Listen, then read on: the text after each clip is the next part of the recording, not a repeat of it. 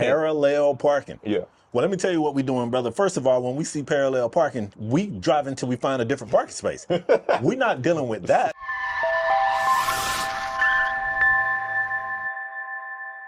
What's good, y'all? It's Cam. And it's Spade. And we are back with another Two Brother Automotive News episode. Spade, this is sir. episode 23.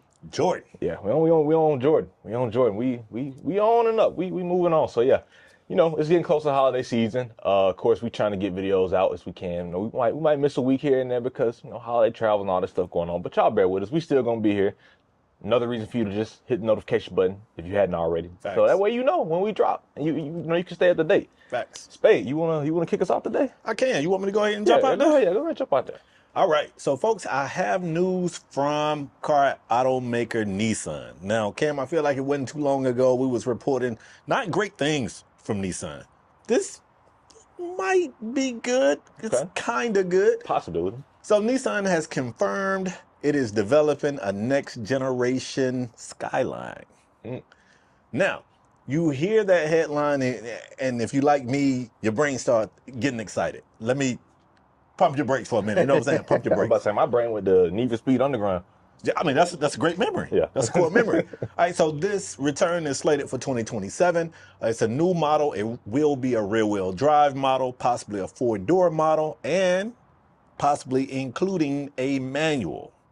All of this sounds like good news. Now, the reason why I'm telling you to pump your brakes is because the Skyline, this nameplate will not return to the States. This will be a Japanese-only thing. And another reason to pump your brakes is because the Skyline name tag never left Japan. It's currently a Skyline now. You could always get a Skyline. Now, this Skyline that they have is represented in the States as an Infinity. Now, let me get it right. What is it? I'm sure I don't have it. I want to say it's like the Q50. I think it's the Infinity Q50. Okay. So this news isn't that Nissan is bringing back the Skyline. It's not that. It's that the Skyline that already exists is basically getting a facelift or it's getting revamped for its Japanese market. That's basically all it is. So is it going to return to the States as a Skyline? Years. Well, I mean, I don't even know if it is, because what they are currently making is not the Skyline that Americans' minds go to. Yeah. So if it's indeed the Infinity Q50 or something along that's just a sedan that we've always had that we don't really see as a Skyline. Now, yes, you can make it rear-wheel drive, you can make it a manual, and that will make it more fun to drive. But in order for it to catch us, it's going to have to do a whole lot more. But hold on, maybe it gets there. So this year at a Japanese mobility show in Tokyo, Alfonso, I'm going to give it a shot. He got a name on him. Albasia. That's what I'm going to throw out there, which is Nissan's global design director. He confirmed that the new Skyline will be inspired by the past. And you go like, And then he said, but it won't be retro styling. Like, it's not a retro styling exercise. The goal is to create a car that is aggressive and modern with proportions that will recall the original, but with design that looks ahead. Now, that sounds like a whole whirlwind of stuff, Cam. I guess my question for you is, even though it could come to America as a Infinity, do you think, and think about the American car buyer, a four-door sedan, rear-wheel drive, manual transmission, Infinity Nissan Skyline whatever they call it. Right. Do you feel like it's going to drum some excitement? I mean, I think so for one reason, and that's that manual gearbox. I think so too. Yeah, I think whether it's two or four door, isn't going to sway too many people on or off of it. But if it indeed has a manual gearbox, I think it's for sure going to capture the attention for American gearheads. And that's just because even if it's not great, it's just going to capture them just out of the sheer fact that there aren't many manuals left. Like, I think I don't know if we talked about it yet or we talked about it previously, but I believe the Blackwing is the last, I think it's the last sedan that you can get in a manual, and that ends. Going away. I'm about to say that's about the end. Yeah. So if you want a manual four-door new, there are no options right now. There you go. So I think for that is going, somebody might pay the import fee. I mean, and whether if they bring it over here and they call it Infinity, sure. who cares? I'm interested to know the politics around the naming plate there. Sure. Why it's still called the Skyline in Japan, but not this Infinity here. Whatever. But I think the manual gearbox is going to garner some interest. But all that corporate word jargon and word salad that Alfonso threw at us, they wanted to be aggressive. Right. They wanted to take inspiration from the old Skyline. Right. But not modern, retro style. But it's going to be modern. Right. Said a whole lot of nothing. Yeah, like all those sound great in the silo by themselves, but it's just like when you start, it's gonna be inspired by the Skyline, but it's not gonna be retro styling. Right. So like, okay, modern Skyline, cool. Sure. But then you say 4-door sedan, it's like, all right, that's not what the Skyline was. So like, is it gonna be based off of the old Skyline? Like maybe you might do it. They're gonna take the headlights and taillights, maybe. Who knows? That's what when I think Skyline, like taillights first thing that come to mind. Sure, absolutely, absolutely. Yeah, so I'm interested to see it. It sounds like they haven't decided on a creative direction of what the hell it's going to look like based off of that. It sounds like they still throwing stuff at the board. But I trust them to make a solid car, especially a solid Skyline. You do? So, a Skyline for the most part. Well, I'll tell you what I did.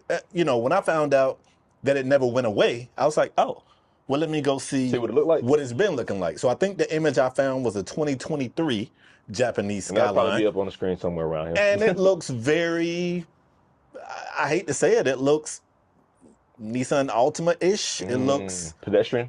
Yeah, it's a car. It just looks car. Okay. So to Cam's point, what I will echo before we move on is, I think car enthusiasts have shown a manual gearbox is gonna pull someone, and even if here in the States we get like a pretty tame Infinity, even if there is a Japanese Skyline that is really doing some things, what I hope happens is I would love to see American car fans buy this Infinity and just buy pieces, because typically this is what you see people do. They try to JDM their, American style cars. Yep. I would love to see people get, imported parts from Japan, from the actual Skyline, and try to, jazz up their car. But it's something I keep an eye on for sure. As Cam said, with the black wing going away, I'm sure there probably is some, but I struggle to be able to recall a 4-door manual transmission vehicle. I'm drawing blanks. Yeah, me too. And it's probably something that's just escaping my memory, but right now I got nothing. Yeah. And even if it is something, that proves that the market is still untapped. Yeah. If we can't even, if it's one, it's still not enough.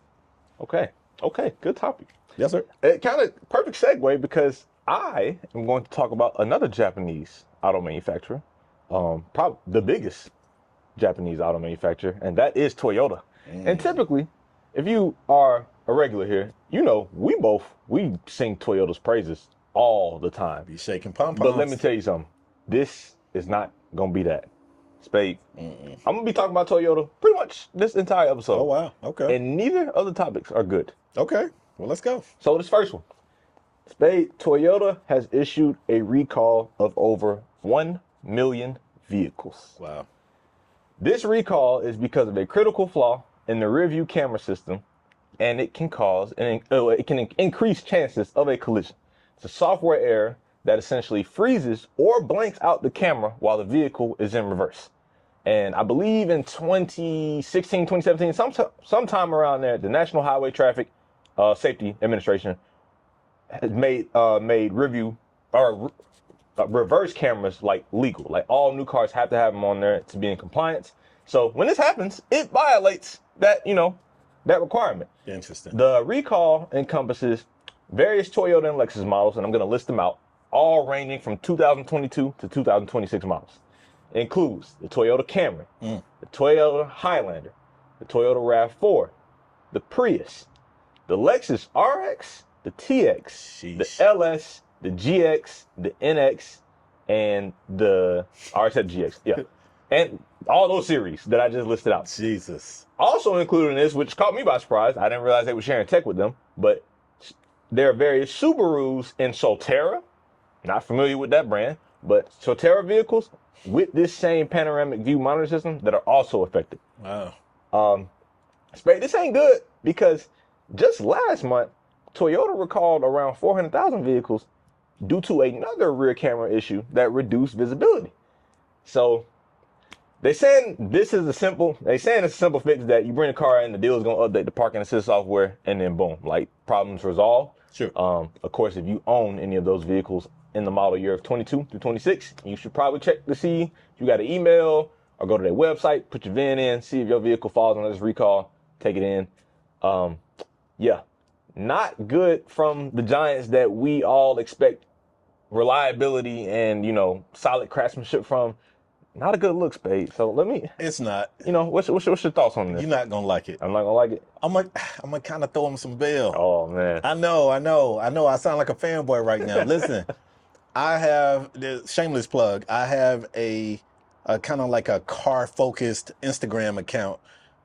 That's basically Modern Classic, and I kind of came up with that because I'm that dude who, like, all of my cars are old, and I'm calling them modern classics, whether they are or not. That's a whole nother story. But I joke because there's 2 cars that I currently own. Neither of them have any of the modern tech stuff. There's no lane assist, no blind spot monitoring, no reverse cam, no any of that. Yeah. So don't get me wrong. I'm not saying it's not important. It is. But if my car has to have a recall, I would love for it to not be mechanical around the motor or the transmission or something around the drivetrain. My camera might not show me what's behind me. I got 3 mirrors. I got 2 external review mirrors, and I got this one here. I'll be okay. Don't get me wrong. It's important and it should be fixed. But yeah.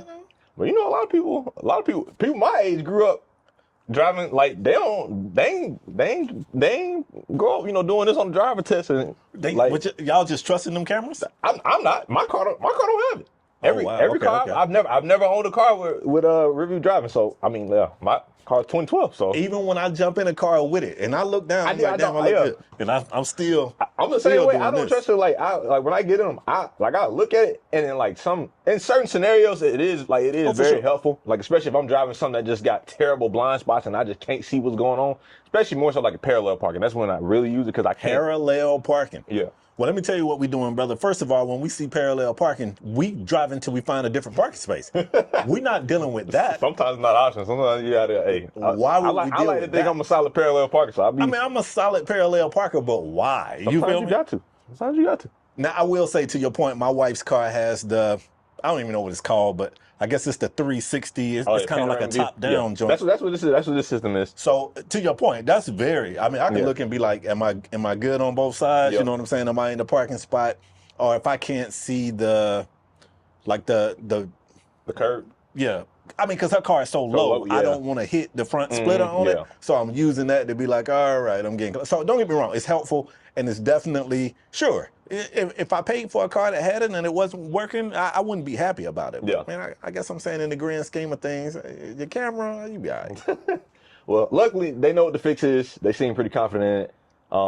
I will say it's a million vehicles. It's a lot. But you also have to remember that Toyotas don't stay on the market long. They sell like hotcakes. So absolutely. Part of the reason why it's so many is because they sell so many cars. So yeah, that's a good point. That's the reason why that number is so astronomically high. But yeah, that's the first topic for today. I don't think you're going to be able to shoot them any type of bill on the next subject. Well, you know what? If you're feeling that way, I think you should go ahead and jump into it. Yeah, okay. Because I want to hear this. This one, Spade, is yet another recall from Toyota. And this revolves around their twin-turbo 3.4-liter V6 engine. Spade, it has been recalled because the engine can contain manufacturing debris that weren't cleared, causing the engine to knock, run rough, not start, or lose power while being operated. Affected vehicles are non-hybrid Toyota Tundras and non-hybrid, I don't even know if it comes to hybrid, but non-hybrid Tundras and the Lexus LX from model years 2022 through 2024, as well as the 2024 Lexus GX model. Wow. So the funny thing about reading this, owners have not been notified yet. Jesus. Put an article out, but they saying we breaking news. They saying Toyota has not. They aren't planning to notify owners until early 2026, which is absurd to me considering the severity. What's the reasoning? I didn't really get a clear answer on that. It just said Drop Cardi B right here saying,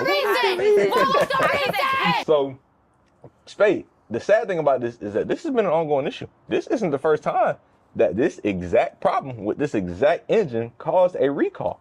And it happened just last year in June, where they had to recall the exact same models for the model years of 22 through 23. I believe that recall was 102,000. This recall here is 127,000. So yeah. Not good. I said they haven't notified owners yet, but if you own either one of those vehicles, you can visit the National Highway Traffic and Safety Administration Control website, or you can call Toyota directly to see if you need to stop driving your car, take it in, learn more about the recall, and get next steps from them. But yes, I bring this up because, like I said, when you hear Toyota, you think reliable, bulletproof. That's what we've been telling people here on this show. Honestly, like Toyota, like whenever I talk to a non-car person and they ask me like, hey, I'm in the market for a new car, what should I get? Toyota. Like that is my de facto answer. If you want, and I ask them, if you want something a little more luxurious, get a Lexus. It's just luxury Toyota. But so Spade, for them to have this type of recall and to have it 2 years in a row, it's like, okay, y'all saw it. Y'all had an issue last year. Everybody slip up. Real G's make mistakes too. Thanks. Cool, whatever. But to have this same mistake with the same engine, and it's a manufacturing defect. This ain't a software issue or anything like this. You manufacturing and y'all not cleaning out y'all engines before y'all put them in these cars. In fact, that happen 2 years in a row is not good. Like that's not a good sign. Like what's going on in quality control where this is becoming a thing now. Yeah. And yeah, that's my opening thoughts on it. So I like to see what you think about it. I'm shooting some bail. No, I'm just kidding. I'm kidding. No, I'm kidding. Now, obviously, this is terrible. This could lead to catastrophic engine failure. I tell you, and I don't know if this is me attempting to shoot them bail or if this is me actually. He trying to get at that brand deal. I've been trying, but I'm telling you, you're making it very difficult. But no, actually, what this sounds like to me, Cam, and you let me know if this sounds relatable to you, but this sounds a lot like what happens when companies are weakened in their workforce, either by people leaving and going to competitors or quitting or whatever. But this sounds to me like what happens when you want to increase production numbers without increasing manpower. And what happens oftentimes is the demand is so high that mistakes are made. To your point, like quality assessment, people don't have adequate time to. It sounds like corner cutting, and I don't think it's necessarily corner cutting at the worker level. Yeah. I think oftentimes, and obviously I don't know, I ain't never been inside no Toyota plant. I have no idea, but I've just been in some situations where the consumer will look at something and be like, man, they're making a lot of mistakes in there. Those people don't care. And then in actuality, it's like, man, the people in here are set up to fail from the get-go. It's not they enough. are set up to fail. Yeah. Like you're giving them the conditions aren't ideal. And if you're a consumer that bought that car, no one gives a damn about any of that stuff I just said. At the end of the day, you paid quality money for what you expected to be a quality vehicle, and it should be that. And you bought it from a brand where you don't expect, like, this is not the norm. Yeah, like, this is why you came here. So, yeah, I'm hoping that we don't spin the block on this a year from now, and we talking about the same recall, because 3 years in a row, I mean, I'd be willing to say right now, somebody need to face the music. Like, we need to figure out, like, what is the cause of this recall 2 years in a row. But if this happens a third year in a row, somebody got to go. And maybe not somebody's gotta go. Something gotta change for sure. Yeah, and it's weird, like whatever's going on with this particular engine, like I don't know if it's a difference in how they kind of manufacture this compared to the other engines, of why, because I'm sure when you manufacture every other engine, there are bits and stuff to get, knocked around and whatnot, but part of the process is cleaning it out. And it's like, why is that either A, not happening here, or why is it not happening to the degree that it is happening with these other engines? Like, why is that cleaning's not being, as thorough here? So, yeah, that's what I got today for Toyota. Two not very good things to be in the news about. TLDR of this, if you just joined us, if you own a Toyota, you should probably check to see if it falls under a recall, because the likelihood that it does is pretty high right now. So, yeah, stay up to date on any type of recall news, but especially if you own a Toyota, reach out to them or the National Highway Traffic Safety Patrol. And yeah, For sure. That's all I got for that. That's all I got for that topic, Spade. Well, my second topic has nothing to do with yours, but the thing that caught my eye was this was the second time for this, and a similar situation here. For this topic, we're going to go up to good old Michigan, and the Michigan Department of State has suspended the license of a car dealership and accused them of selling used cars as new cars. Wow. Now, you hear that and instantly you're like, whoa, like this is That's bad. crazy. So I'm gonna give you a little bit of the story. In a completely separate situation, back in October of 2024, the MDOS and the Michigan Auto Dealers Association directed all new vehicle dealerships to immediately stop selling used vehicles as new or risk administrative action. That was called out 2024, right? This same dealership was hit up in 2024 for doing this thing, right?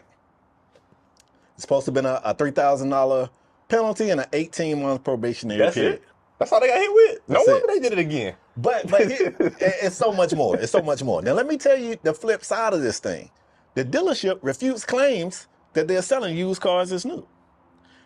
Now, wait, they claim that they're selling used cars as new? They refute claims. Oh, they refute, okay.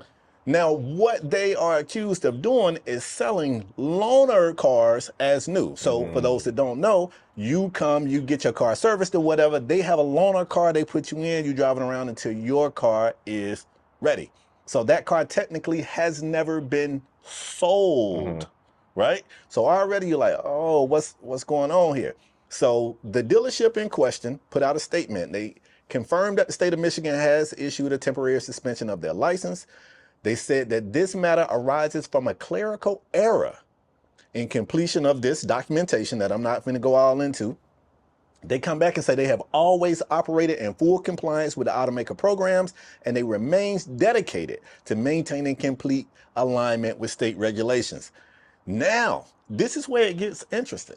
They said, unfortunately, a long-standing disconnect between the automaker program definitions and state titling requirements has created widespread confusion amongst dealers in Michigan. So under current manufacturer and lender definitions, vehicles utilized in manufacturer-approved rental or service loaner programs fully qualify as new vehicles in other states. In other states. They say in nearly every other state, modernized statute reflects this in reality and allows these vehicles to be titled and sold as new. However, Michigan's outdated titling laws still require such vehicles to be classified as used. So now, I don't know if your mind going where my mind going, but if you say in every other state or in most other states, you can sell those cars as new, but what Michigan has is outdated. Then you knew the law.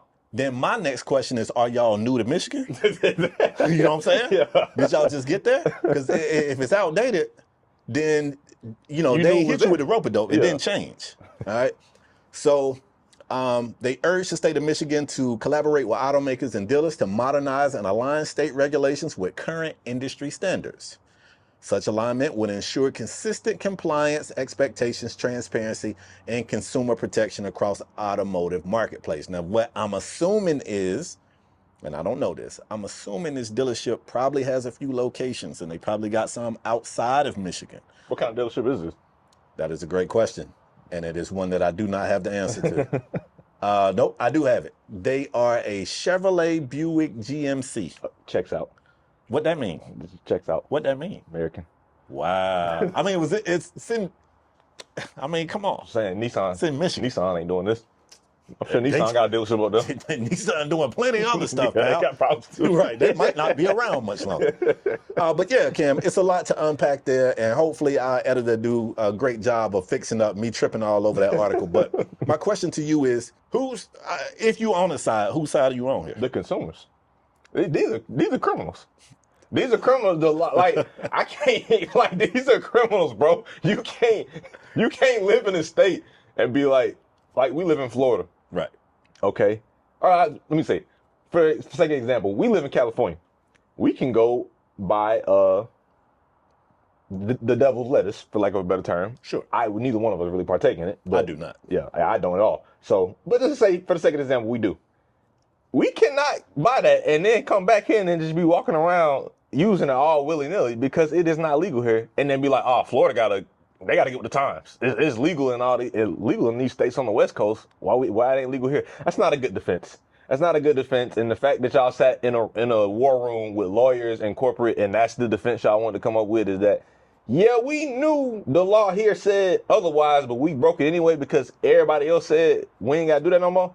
It's like, you're not getting me. And Spade, if I'm not mistaken, even in the states where they can classify those cars as new, maybe, I'm not going to say it's required, but I feel like in almost every case that I've seen those vehicles pop up, they denote that this was a loaner or fleet vehicle at some point. Okay.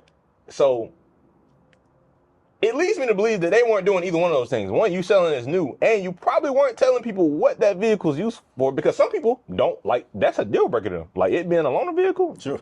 They want no parts of it. Because do most people give a shit about the loan? No. They get in it, they get it out. They ain't cleaning it. They gon' get it in and push the red line. Yeah, they gonna dog it.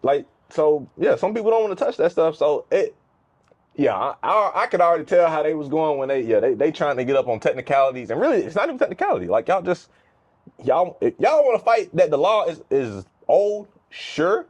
The time to fight that is not because you got caught breaking said law. Yeah, no, I agree. The note, and I don't even know if I went over this, the note that made sure I aligned on the right side, I told you this initial thing happened in September of last year. Mm-hmm. So the MDOS conducted a follow-up inspection of September 2025, discovered that the dealership had allegedly continued to sell used vehicles as new, even after the department took action against them last year. Now, this is where I'm torn. With one of the vehicles passed off as new, had around 6,000 miles on the odometer. So now I'm like, wait a minute. Because when I hear this, I'm thinking that they are illegally rolling back odometers. Yeah. And maybe they were. I don't know. I didn't find that in this particular article. My thing is, if you selling me a car and you telling me it's new and the odometer got 6,000 on it, I'm looking at you crazy. If I'm falling for that, are you to blame? You know what I'm saying? Like what? 6,000 miles. I mean, you ain't tricking us. But then again, is the person that's buying a Nissan Juke Come on, man. Gonna raise an alarm? Come on about the Juke, bro. The Juke ain't do nothing to nobody. It's just an affordable car. Is that good? That's probably not gonna raise an alarm to them. So here's my thing, because I know like some new cars, they come with you might get them new and they might have 50 miles, 100 Absolutely. miles. Yeah, I'm finna say, you can have a couple hundred. You can have 200 miles on a new car. I've seen some in extreme case have 1,000. I would side eye that a little bit, but it's still I've seen it. Depends on what they do with that price. So I get your point. It ain't wild, but 6,000. You got to give me the used car. Yeah, I'm saying, but to the novice car buyer, they probably ain't think nothing of that. There's definitely some digging around that I would like to do, because what I'm thinking is, if you're selling me a new car with 6,000 miles on the odometer, the only reason I could see me accepting that is, are you giving me some of these new car programs? Am I getting rebates and all this other crap? Yeah. If I'm getting that, maybe I'll a car with the warranty on it, all the other stuff. Yeah, maybe. Yeah. Maybe. The other thing that's annoying about this is you can't cry wolf about the laws being outdated when you got slapped a year ago for breaking the same law. Yeah, nah. This ain't no shock Pikachu moment. You knew this was against rules. Yeah. You got hit with it. Yeah. My gripe with the MDOS, $3,000. You might as well went by. First time. I know the first time, but even still, bro, that's fraud. That's literally fraud. They committed fraud multiple times, apparently. Yeah. And all you hit them with is $3,000. They made that on one sale of these fraudulent cars. $3,000 was nothing. You might as well should have pointed out a window and said, hey, stop doing that. And that would have been the same thing. Now, what I want to assume is, so it said that they hit all the dealerships which is crazy, because they said that they provided dealerships with educational materials and they established an alternative penalty agreement. The agreement was a $3,000 financial penalty and an 18-month probationary period. So they spend the block in 12 months. You still in your probationary period. I imagine they finna drop the hammer. Well, right now they took their license, but I imagine they're gonna drop the hammer. I'm trying to keep my opinion as neutral as possible, because there's two different sides right now, and you know, the last thing I want is for something we say here to be brought up. But my whole thing is based on the evidence that's given here. I feel like you got a dealership that understood the rules and chose to break the rules. So whatever comes with it, comes with it. My note to you guys is if you're in Michigan, check those odometers when you buying those cars, man. And especially you going to the Chevrolet, GMC, or Buick deal. They gonna get you. Apparently. that's all I got, bro. That's all you got. Yes, sir. Hey, if you enjoyed this episode, hearing about all the bad things going on in the car industry, because we ain't had no good news. Well, I guess the Nissan one was kind of good news, but outside of that, recalls, crooks and cheaters and liars, all the alike. Stay safe. Hey, if you want to hear more of this, hit the subscribe button. Make sure you hit the bell icon. Tell everybody. Tell your mama, auntie, uncle, them, cousins, all that good stuff. And we'll be back next time. Till then, peace.